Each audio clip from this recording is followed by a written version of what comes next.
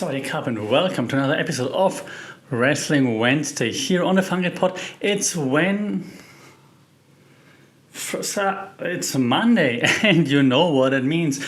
Wrestling Wednesday, usually on the weekend, this time on a Monday, but there was a good reason why we had to wait for this episode. Of course, as you all are aware of, Money in the Bank just happened right now, basically, at the time of recording. Still all buzz and crazy about it, but more about this in a second. We have to also review very quickly what happened in the lead up to Money in the Bank and what happened over there at AEW Dynamite.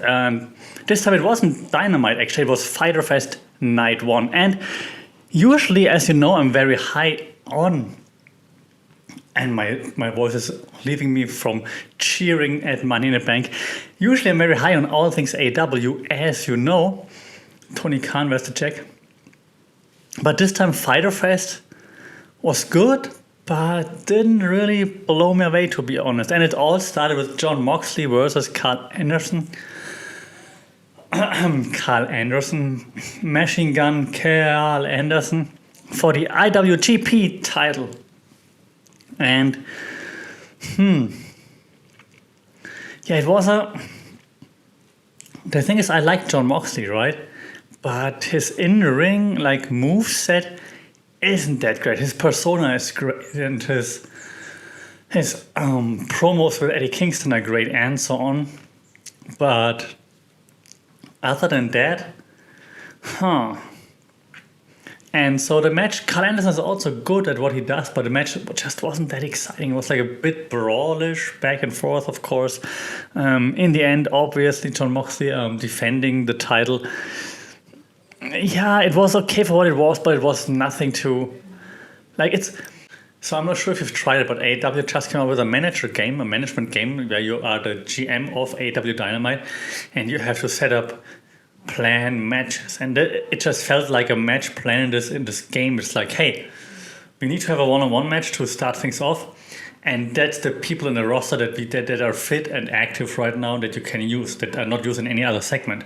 Like, hey, Moxley isn't used anywhere else, Carl Anderson isn't used anywhere else, let's just smash them together and it's gonna be okay. So yeah, it was okay, but it was nothing really too intriguing, to be honest. I then had Lance Archer talking how Moxley took the title from him, and that's why he should be the next challenger. It's always like Lance Archer's like this big monster, but in the end everybody beats him. He's the monster that everybody beats. He wants a Texas death match next week. Fantastic. It's like also like the managing game, just add a stipulation to make it more interesting. Then we saw the man Alex Abrahantes talking with Andrade El Idolo, and Andrade, of course, cuts him off and has a question. It's like, where is the Death Triangle?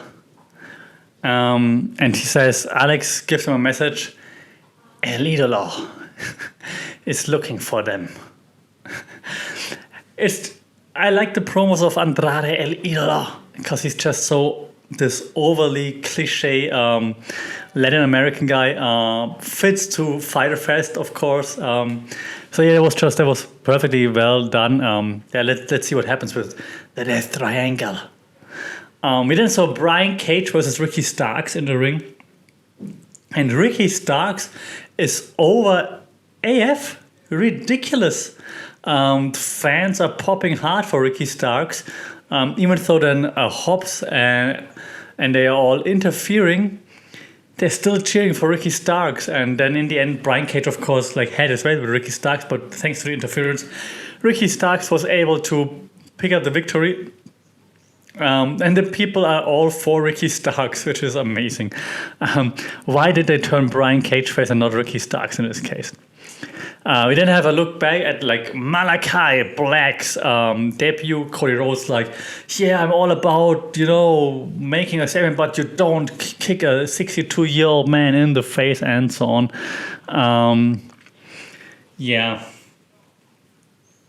It's like a typical Cody segment.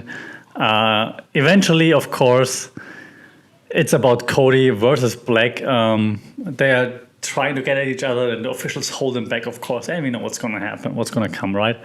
We then see Tully Blanchard walking down the hallway. Then Mares tries to talk to him, but then Santana and Ortiz, they kind of assault him, but not really. He's all scared. He thinks they're gonna beat him up, but then they're like, "Hey, we're taught to respect our elders, but give FTR like this message here." We then have Tony in the ring again, and he introduces Hangman Adam Page. Yeah, this is another thing like this. Like here we don't have like the Dark Order then with Page, and we have the Young Bucks, the Good Brothers, Brandon Cutler, who's amazing, of course, and Kenny Omega. And it's like those promos are just not really cutting it for me just yet, to be honest. Also, then Matt, Nick, whatever, one of the Jacksons goes in the ring and is like, "Hey, remember us? Look at his face. We are the friends that you abandoned." And he says, "I can see that you're still drinking," and so on, lonely cowboy and so on. And he says, like, only Hangman Adam Page is to blame for all of those things. Matt says, "You don't have the courage to hit me. You don't have the balls." And then Adam Page, of course, hits him. We then go backstage again, and we have again Alex Marvez talking to Chris Jericho about MJF, and Jericho is like, whatever he has to do, he goes through with it just to get his hands on MJF again. Then, of course, we have the attack of the chairman, Shawn Spears, on Chris Jericho with a chair. Yeah, and MJF is all like, "Hey, I want to return the favor," and he's all about like those stipulations. Of course, in the first match that he's going to have, Jericho, it is going to be against Shawn Spears, and the stipulation is Shawn Spears can use a chair, Jericho can't. Nice. Then we saw the culmination of the feud that no one wanted. Matt Hardy versus Christian Cage. It was nice for what it was. Again, Matt Hardy is just not the old Matt Hardy anymore. But who can blame him for this? Christian Cage still looks decent-ish. There was a nice back and forth again. Hardy with some spots that where you thought, oh, maybe they're gonna pull something, but eventually Christian Cage, of course, came through clutch and won this match. And then we have a video package from Miro, and you can see that I'm almost spending more time talking about the vignettes than I spent time talking about the matches, which is kind of sad. But like he tells his story how he became like the Redeemer. So now Miro is not the best man anymore. Miro is the Redeemer. So, okay, Miro, the Redeemer. And then we have another segment with Tony and Britt Baker. Right, but it's just it's a decent promo, but it's all promo work. And then we got Wheeler Yuta, did I say that right? With Sammy Guevara for some reason. It was a cool match, like lots of flippy shit back and forth and so on. Cool, but Sammy Guevara won, but Wheeler Yuta with some cool offensive moves. Nice, but then we had Penelope Ford versus Yuka Sakazaki, which was also nice. Just like a nice mix-up again. Also some back and forth in between. And then Penelope Ford standing tall. And lastly, we had Ethan Page versus Darby Allin, and all of the AW fanbase was like, "It's amazing, best match ever." I didn't like it. The pace wasn't mine. I am not a big fan of Ethan Page. He's like a very bland heel. I don't really like it. There's no reason why he's like an asshole. I like they went quite hardcore then with it, which was nice in between. So just to add some more to the stipulation. Of course, Scorpio Sky intervened, came out of the casket, to no surprise. And eventually Darby Allin would succeed and outlast Ethan Page and put him in the coffin, and then even hit a coffin drop through the closed coffin. It was coolish, and if this would have not been the main event, it would have been like the first, second, third match. I'm like, yeah, cool, we're building to an awesome main event. But as a main event, I just don't like, this feud doesn't do much for me. The other matches were like okay-ish as well, but nothing really like wow. And then give it like a fair name, like, hey, it's Fyter Fest, not your average Dynamite. Just didn't do it for me. And I'm sorry, AW this week was not great. Let's hope for a better Fyter Fest night 2. Then we had Smackdown, and again, of course, you see Reigns and Usos dominating, but Edge, of course, then eventually standing tall, and we already know what that means, right?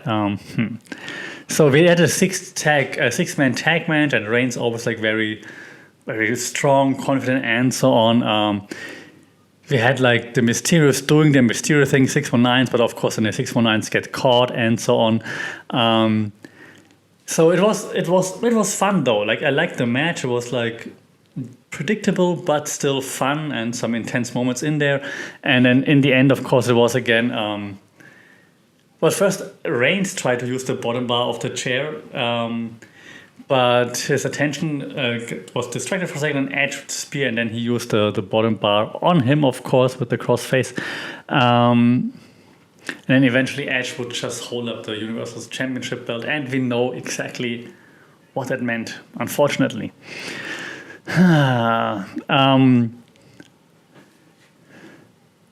We saw then Rollins talking to Edge like, yeah, you go, man, and if you defeat Roman Reigns, then I'm going to finish what I started 5-7 years ago, whatever, when he assaulted Edge back then.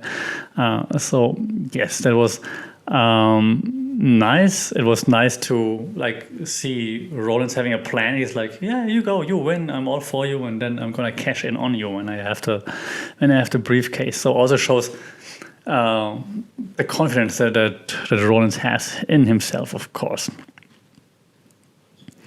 What else did we have? We had Sami Zayn cutting a promo and then being interrupted by, yes, Finn Balor is back. Finn Balor, how some people on YouTube call him. Finn Balor is back.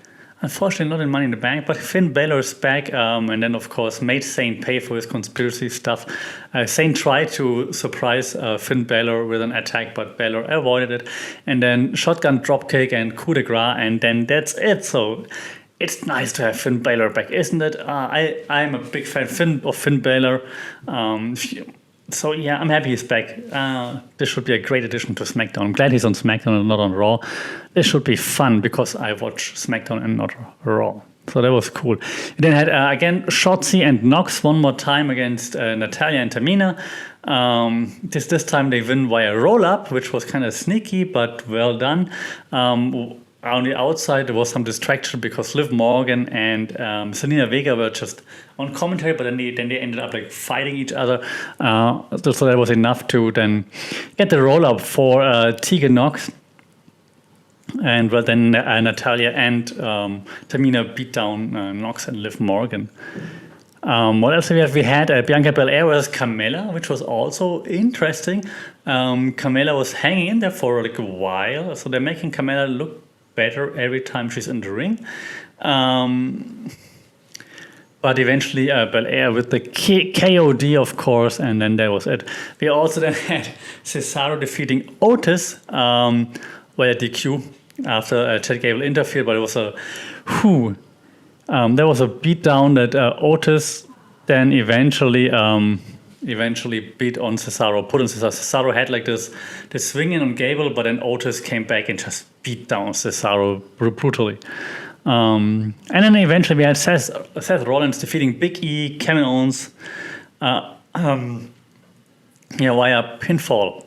Stomp to Big E, who was on the ladder, and that was it for this. That was pretty intense. With everybody involved in them. I'm still not sure why they always do this, right? Like always the day or the show before Money in the Bank, they always have everybody involved in like a Money in the Bank kind of match. Like, okay. But you always know, like, this guy wins, he's not going to win the next day. Like, we saw Edge standing tall, Edge's not going to win the title. Like, Okay, but let's talk about it. Let's talk about 2021 Money in the Bank overall. a fun show. I enjoyed this a lot. It was awesome to watch. The time flew by. Fantastic. So thanks WWE, and I'm glad I didn't watch it on Peacock. I'm not going to tell you where I watched it, but Peacock apparently had huge issues. I'm glad I didn't watch it on there. So first we start the pre-show with the Tag Team Championship, the Mysterios versus the Usos, and you know what happened, of course. You know this had to happen. Great back and forth as always, because they have great chemistry by now, of course. But eventually the shenanigans, shall I call it shenanigans, of the Usos, the evilness, devilishness of the Usos prevailed, and the Usos now finally are tag team champions again.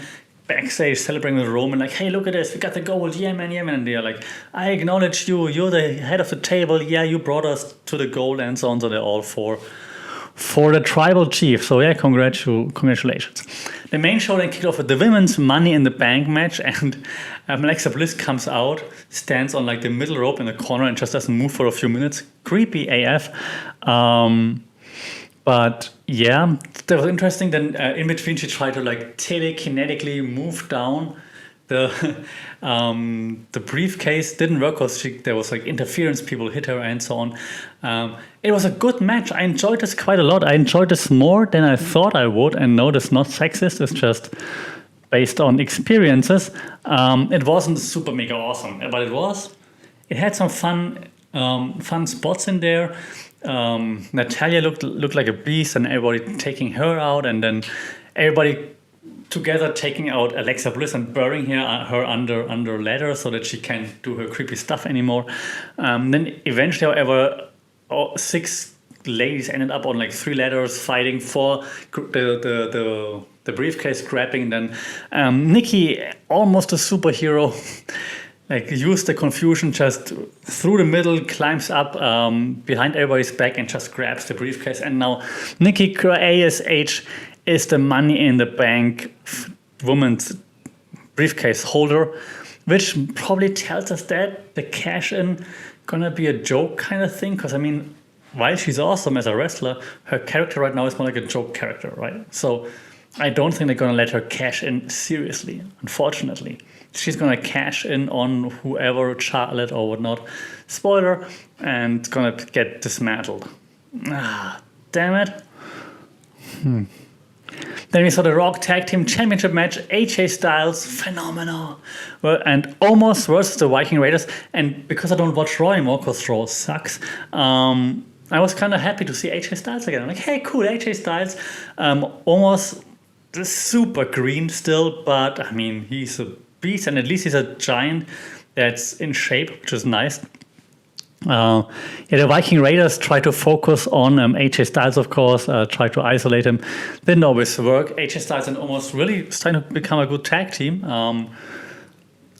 Eventually, I almost had to break up like a near fall by pushing like one of the Viking Raiders onto his friend tag team partner just to break up the pinfall. He took a few heavy shots too. The Viking Raiders with some nice offense, but what was surprising was the fans clearly on the side of AJ Styles, like AJ Styles chants all through the arena. And every time the Viking Raiders seemed to have a run, it was like boos. In the end, it was then, of course, Omos who, with a huge power move, secured the victory for AJ Styles and himself. And still, AJ Styles and Omos. We then had the WWE Championship match between Bobby Lashley and Kofi Kingston. That was just a reiteration of Brock Lesnar versus John Cena, if you remember that. I think Survivor Series from back then. Bobby Lashley just brutalized Kofi Kingston for a few minutes. An one-sided ass whooping, which is sad for Kofi, but of course they want to establish Bobby Lashley as the monster champion. But still, I mean, it was just the same as Lesnar versus Cena. When we saw Lesnar versus Cena, we were like, oh my god, I can't believe what's happening. Right now it's like, oh, I've seen that before. Okay, yeah, you're doing this again. Yeah. But I understand it. And it wasn't the worst decision in terms of like how a match should go. We saw the Raw Women's Championship right after between Rhea Ripley and Charlotte Flair, and you're like, oh god, no, Charlotte Flair's gonna get another run at the title, right? And yes, you're right. That really pissed me off. Because, I mean, the match was awesome, right? This is Rhea Ripley, Charlotte, they're hitting all the moves and so on, storytelling, fine. In the end, it was all Charlotte was dominating, but she couldn't put away Rhea Ripley. And so she had to reach for other means. So eventually she had Rhea Ripley outside of the ring, had her leg between the turnbuckle or the side of the ring and the stairs, and drove the steel stairs into Rhea Ripley's foot several times, leg several times, then rolled her back in the ring, and then sharpshooter, figure 4, I believe, figure 8, sorry, and then Rhea Ripley had to tap. Welcome back, female John Cena. Nice. The match was great, but this Charlotte thing, like that she comes back just like John Cena and just gets another title. Oh god! Also, Charlotte, stop with those plastic surgeries. Seriously. But yeah, I just don't like Charlotte. I'm sorry. I just don't like. And I would be okay if a heel would win, and Rhea Ripley isn't a real babyface either, right? But just come back, grab the title, and yay! Oh, I don't like that. No. Then we had a men's Money in the Bank match, and this was amazing. Oh my god, MVP, definitely Ricochet. Ricochet with some insane moves. Coolest one probably on the ladder, gets pushed off the ladder, lands with his foot on the top rope, springboards out, somersault forward, forward somersault onto everybody on the outside, takes everybody down. Awesome. Ricochet, fantastic. John Morrison also awesome moves in this, those parkour moves in between, how he jumps over the ladder, and amazing. Had some like reminiscence to Prince Puma versus Johnny Mundo back then from the best wrestling promotion ever. It was fun. So yeah, they need to be pushed more seriously. They're not just spot monkeys, wins. They're really good. So let them do their thing sometimes. Riddle, I hate his bro character, but he was also fun. Like the moves are cool. He had an RKO because Randy is his best friend, right? So he had an RKO out of nowhere.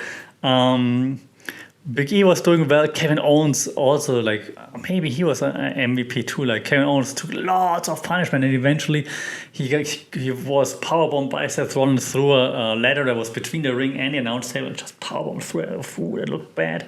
Shinsuke Nakamura, always fun in those matches too, of course, and Seth Rollins, always the opportunist. In a drip-off in between with John Morrison, which was hilarious. What was also hilarious was when they climbed the ladder, and John Morrison had the dripstick and then just pushed the dripstick. I don't know who was up there. Was it Shinsuke Nakamura or was it Ricochet? I forgot. And he just drips in his face. Hilarious. And in the end, Rollins almost up there. Big E fights with him. Big E has him on the shoulder. Big ending from the ladder. And then the way is all free for Big E to climb up and grab the briefcase. So I always want to see those high-flying guys win those things, like Ricochet, John Morrison would be cool. But I'm glad that Drew McIntyre, who got assaulted by Jinder Mahal and his Stooges, they released the one Indian tag team Stooges, and then they have another one. Whatever. So I'm glad Drew McIntyre didn't win again. Big E versus Bobby Lashley should be really fun. I simply assume that he's gonna go after Bobby Lashley after what Bobby Lashley did to his brethren from the New Day. All right, that was fun. That was cool. I enjoyed this a lot. I would, that's recommended. Definitely check this out. I would give it an A if I would grade. Then the last match was the Universal Championship match between Roman Reigns and Edge. And beginning, Edge like out wrestled Roman, and then Roman overpowered Edge and was just beating him down for 10 minutes or so. I thought, does this go the road? The other championship match went, but of course Reigns powers back, then spears Roman, then fights back, and basically eventually has Roman close to defeat when Seth Rollins comes out and interferes and just kicks Edge in the head. We saw that coming. We had a backstage segment before where Rollins was like, oh, shit, I was supposed to win. I was supposed to be in the championship match. I need to reassess, need to change. He was like talking like crazy to himself, like, I need to change the plan, change the plan. You know, oh, this is the change of plans now. So then he assaulted Edge. it wasn't enough though to be put away by Roman Reigns. Edge then fought back, set up Roman for the final spear, and again Rollins interferes. Edge kicks Rollins off the ring apron, turns around, gets speared by Reigns. 1, 2, 3. That's it. I mean, it was obvious that Reigns is going to retain, but I really want to see Edge one more time with the championship. Come on, WWE, one more time with the championship. Damn it. Reigns needed to, I mean, they're going to set up like bigger things. For example, what happens afterwards when Reigns grabs the mic, like, world, acknowledge me, whatever, and then John Cena's music hits and out comes the returning John Cena. 2 cheers and applause. Like, what? Was it in Fort Worth or whatever? What's wrong with you people? Where was the John Cena sucks? Nothing. People were celebrating John Cena. I mean, he's the babyface and he's going to face off against Roman probably at Survivor Series. But let's not forget, Taiwan is a country. John Cena, Chinese shill, John China. So John China versus Roman Reigns. I don't know who's the bigger heel here, to be honest. I would say John China is the bigger heel. Anyways, overall, I think Money in the Bank was a really fun event. Was, I think, the best pay-per-view until now for this year, at least for WWE. I enjoyed it a lot. I watched it right straight through. So thanks WWE, that was great. Again, I'm happy I didn't watch it on Peacock. Sorry, but I liked it a lot. So let me know, what do you think? How did you like WWE's Money in the Bank? How do you like the winners? Do you agree with the winners? Don't you agree with the winners? What do you think about John Cena being back? What do you think about Edge, Ricochet, all the crazy stuff that happened? Shout out in the comments on social media, at FunkedPod or via email, funkedpod@gmail.com. And don't forget to always kick out at 2. Stay safe, take care, and I'll see and talk to you next time. Sorry, Kat.